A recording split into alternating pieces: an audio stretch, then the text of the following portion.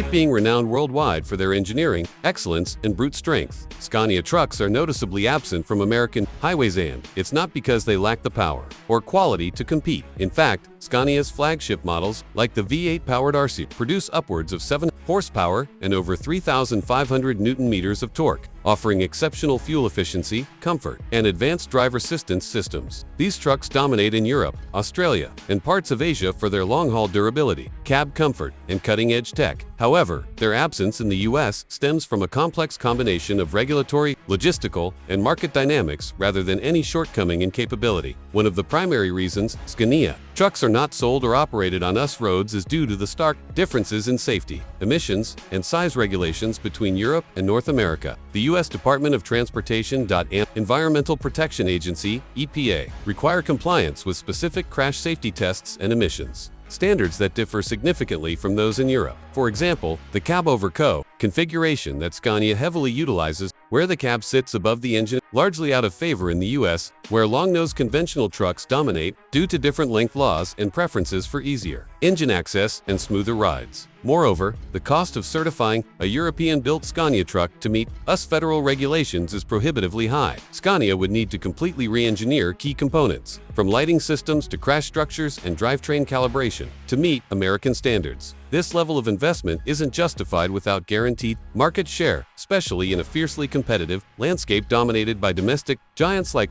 Peterbilt, Kenworth, and Volvo Trucks North America. These manufacturers already have established dealer networks, service infrastructures, and customer loyalty, making entry extremely difficult for an outsider. Historically, Scania trucks have seen success in markets where fuel economy, maneuverability, and cab comfort take precedence, valued more in Europe's dense cities and longer international routes. In contrast, American trucking is characterized by vast highway systems, large loads, and long-haul comfort, which favors conventional truck designs and a different set of operational priorities. Looking to the future, there is growing speculation about whether Scania might re-enter or test the North American market, possibly through electrification. As the U.S. moves toward stricter emissions targets and electric vehicle adoption, the door may open slightly for Scania to introduce specialized zero-emission trucks in niche segments. Until then, Scania's absence remains a missed opportunity for American drivers to experience one of the world's most advanced and powerful truck brands.